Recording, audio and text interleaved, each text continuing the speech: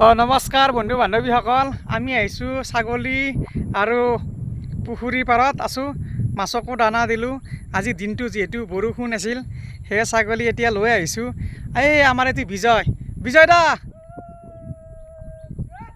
এইটো এনেকৈ বিজয়ৰ এইটো চাউণ্ড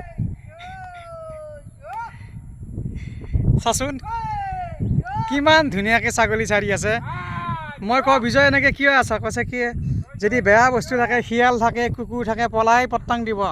আমি যে আছোঁ সিহঁতক শুনিব দে। সিহঁতৰ জেগাত সিহঁত যাক, আমাৰ জেগাত আমি ক্ষতি কৰিব নালাগে, আমাকো ক্ষতি কৰিব নালাগে। কিমান ধুনীয়া কথা চাচোন। এনেকুৱা যদি এটা কৰ্মচাৰী পাবৰ কাৰণে ভাগ্য কৰি সাধি আহিব লাগিব। কিন্তু মা পদুমী গড ফাৰ্ম মানে উন্নতিৰ মূলত মা দেউতা ৱাইফ মোৰ বাচ্চাটো আছেই আৰু সমগ্ৰ অসম আছে। কিন্তু বিজয়ৰ নাম যদি নলওঁ, বহুত ডাঙৰ ভুল হ'ব।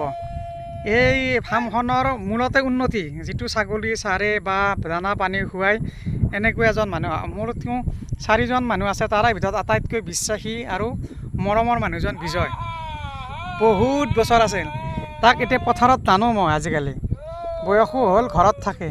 কিন্তু এনেকুৱা জেঙেৰা বতৰ বা বৰষুণ বতৰ হ'লে সি নিজে আহে, কয় যে এনেকুৱা ভাল লাগে। মানে কি, তেওঁৰ দায়িত্বটো গম পায় যে বোলে আজি মোৰ প্ৰয়োজন হৈছে, ইহঁতে ল'ৰাকেইটাই নোৱাৰিব, সেয়ে তেওঁ নিজে আহে। চবতকৈ মোৰ ভাল লাগে। আৰু যিহেতু তেওঁ নিজে আহে, মই এনেকৈ থাকিম কোৱাচোন?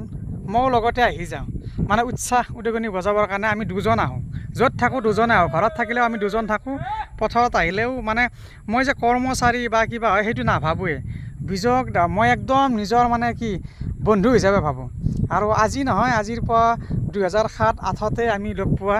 তেতিয়াৰ পৰা আমাৰ এটা ভাল মানে বণ্ডিং আছিল। তেতিয়া ময়ো এনেকৈ ছাগলী লৈ যাই গৈছিলোঁ পথাৰত, আৰু বিজয় একঘৰ মানুহ এটা আছিল, তাতে আমি এনেকৈ চিনাকি। তেতিয়াই মই বিজয়ক মাতিছিলোঁ আমাৰ তাত। কিন্তু তেতিয়া মই সৰু থকাৰ কাৰণে বা এনেকৈ মোক বিশ্বাস কৰা নাছিল বা এনেকৈ। আমাৰ ঘৰৰ অৱস্থাও তেতিয়া বেয়া আছিল, তো তেওঁলোকৰ ধনী মানুহ তাত আছিল, সেনেকৈ আছিল। তাৰপিছত বহুত বছৰ হ'ল কিন্তু বিজয় আমাৰ তাত। কিন্তু ভাল লাগে। চাহ কেনেকৈ থাকে? বিজয় কি হ'ল, কেনেকৈ আছা? হা, চব ছাগলী আছে ভালে? দে, ধন্যবাদ।